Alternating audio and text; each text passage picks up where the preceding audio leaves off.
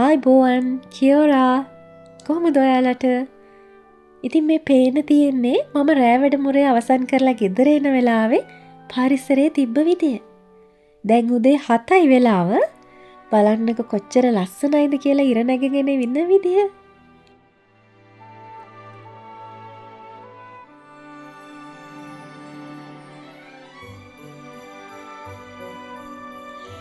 ඉතින් මම ඇවිල්ලා නිදාගෙන දැන් නැගිටලා දවල්ට කන්න තමයි යන්නේ. ඉතින් මගේ කෑම පිඟාන දැකලා බනින්න එපා.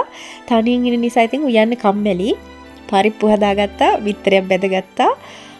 මෙතන තියෙනවා මේ අර චෙරි ඇපල් වලින් හදපු පිකල් එකක්, චට්නි එකක් වගේ එකක්.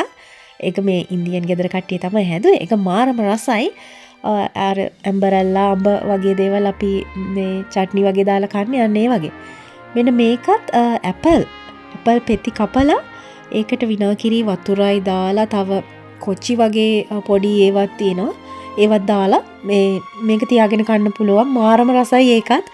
ඔයාලා ඉන්න පැත්තේ ඇපල් එහෙම වැඩිපුර තියෙනවනම් මේ විදිහට try කරලා බලන්න. ඔයාලා හිතනවා ඇති රට ඉන්න ගොඩක් අය චීස් බටර් හැම් බේකන් මස් මාළු කාලා ඉන්නේ කියලා. ඉතින් හැමෝම එහෙම නෑ. ඇත්තටම පේනවනේ මගේ කෑම. මම පොඩ්ඩක් half vegetarian වගේ නේ. ඉතින් එතකොට මට කන්න ගොඩක් දේවල් නෑ. මම බිත්තරය ඔය හාල් මැස්සෝ වගේ ඒවා විතරයි කන්නේ.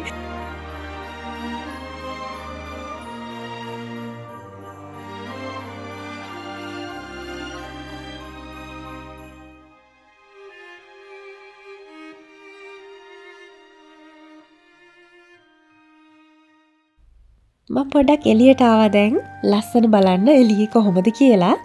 ඒ කියන්නේ ඉතින් නිදාගෙන නැගිට්ටට පස්සේ ටිකක් ෂොක් වගේනේ. ඉතින් ඒක නැති කරගන්න පොඩ්ඩක් එළියට ඇවිල්ලා පරිසරයේ ලස්සන බලන්න තමයි මම යන්නේ. දැන් චුට්ටක් තියෙන හවස් වෙලා මොන ওই විදිහට තමයි මගේ ගේ වටේ මගේ නෙවෙයි මං ඉන්න තැන ගේ වටේ වටපිටාව තියෙන්නේ මේ වෙලාවේ. ගේ ළඟ තියෙන ඇලේ ඉන්නවා ආඳු ඊල්ස්ලා කියන්නේ. ඒ පේනව නේද කළු පාටට නයි වගේ.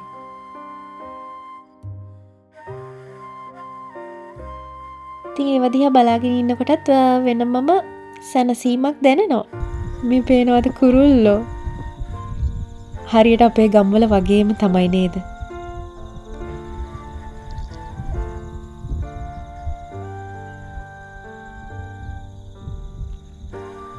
ඉතින් මේ තනකොළවල මොනා කනවද කියලා නම් මම දන්නේ නැහැ. මොනා හරි ඇට జాතියක් ඇති.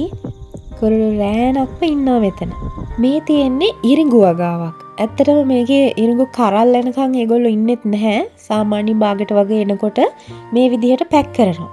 ඉතින් ෆාම්ස් කරන අය නම් ඒව දන්නවා. මං හරියට විස්තර දන්නේ නැහැ.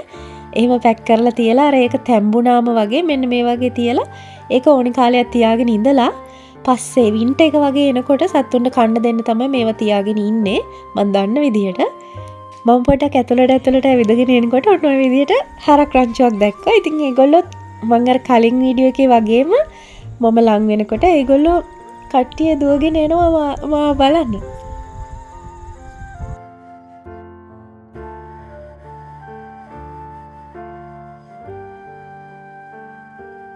මේ වගේ කොළපාට පරිසරයක්, නිල් පාට අහසක්, ඈතට නිල් පාට කඳු ඒව දකින්නකොට ඇත්තටම හිතට පුදුම සහනයක් දැනෙන්නේ. කොච්චර මහන්සි වෙලා වැඩ කරලා ආවත්. හැබැයි ඉතින් ඔයාලට තව දෙයක් කියන්න ඕනි.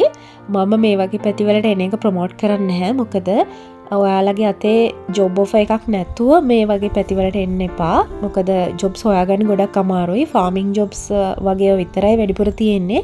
ඉතින් ඔයා ෆාම් ඇසිස්ටන්ට් කෙනෙක්, ෆාම් මැනේජර් කෙනෙක් වගේ නම් ඒ වගේ ඒවට ජොබ්ස් තියෙනවා. එහෙම නැතුව ඉතින් ජොබ් එක අතට ගන්න නැතුව එන්න එපා. මොකද පාර්ට් ටයිම් ජොබ්ස් එහෙම හොයාගන්න ගොඩක් අමාරුයි. ඒ හින්දා මම ඒක ප්‍රොමෝට් කරන්නේ නැහැ. ඔයාලට ජොබ් එකක් හම්බ වෙලා තියෙනවා නම් විතරක් මේ වගේ පැතිවලට එන්න. ඉතින් දැන් මම මේ බලාගෙන ඉන්නේ අපේ ගෙදර අය මාව බලන්න එනකන්. ඉතින් මේ වීකෙන්ඩ් එකේ බබාලා මාත් එක්ක ඉන්නවා. ඒ හින්දා යාලා එනකන් මම දැන් මග බලාගෙන තමයි ඉන්නේ. දැන් වෙලාව හවස 7ට විතර ඇති. ඉතින් හරිම සීතලක් එනවා දැන් නම් අවුව තිබ්බට.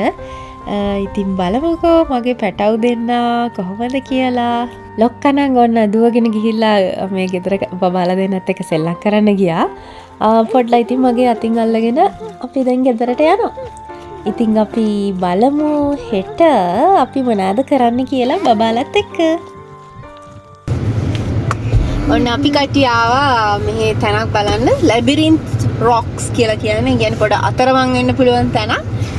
අපි බලමු කොහොමද කියලා. ඉතින් හස්බන්ඩ් ආපහු ගියා. ඉතින් මායි ළමයි දෙන්නයි විතරයි ඉන්නේ. ඉතින් අපි පොඩ්ඩක් තනියෙන් එන්ජොයි කරන්න යන්නේ. අපි එනම් බලමු කොහොමද ලැබිරින්ත් රොක්ස් කියලා. පොඩි කාලේ නම් ආසාවක් තිබ්බා අතරමං වෙන තැනකට යන්න. ඉස්සර අපි අර ඉංග්‍රීසි කතා බලද්දි එක එක පොත් කියවද්දි හිතෙනවානේ අතරමං වෙන තැනකට යන්න ආසයි කියලා. ඔන්න ඉතින් එතන නම් අතරමං වෙන්න නියම තැන. ලැබිරින්ත් රොක්ස්. මේක තියෙන්නේ නිව්සීලන්ඩ් වල සවුත් අයිලන්ඩ් එකේ. තනිකරම අතරමං වෙන්න පුළුවන් පාරක් තමයි තියෙන්නේ අරහෙට මෙහෙට. හරි පාර හොයා ගන්න ඕනේ කොහෙන් හරි ගිහිල්ලා. ස්වභාවිකව මේ හැදිලා තියෙන හැටි මේ රවුම් ගුල් මේ කපලා නෙමෙයි. කොහොම හැදිලාද කියලා හිතා ගන්න බෑ. මං හිතන්නේ නවසීලන්තයේ අර මහද්වීපික තටක වෙන් වෙද්දි පොළොවෙන් මතුවෙලා ඉරිලා කැඩිලා ගිහිච්ච කෑලි වෙන්නේ නැති. මෙන්න මෙතන ඇට කට්ටක් තියෙනවා. කොහොම?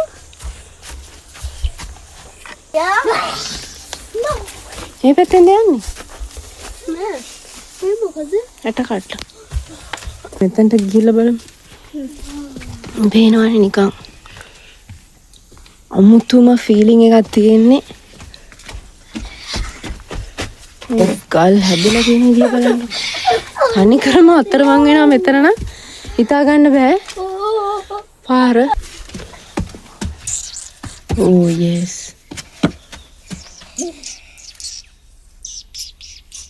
යාපත්‍රියම් බලන්න.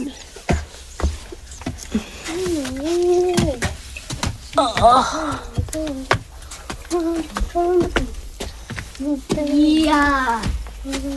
Cool.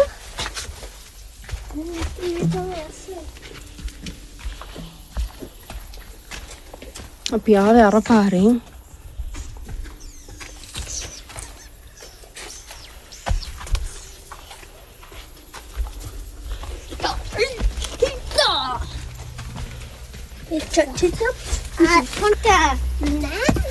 මෙතන ආව දැන්ටම ආවා.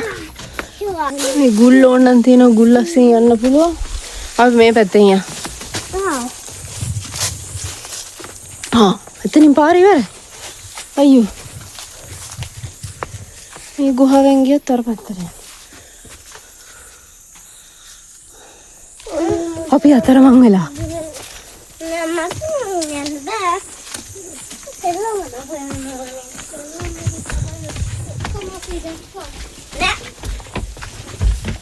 මේ මෙතන ඉන්න.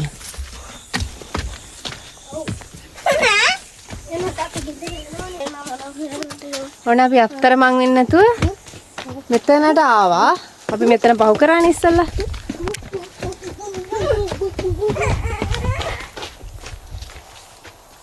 පේනවනේ ගල්. මං හිතන්නේ දැන් පාර තියෙන ලැබිරින්ත්ස් ටික ඉවරයි.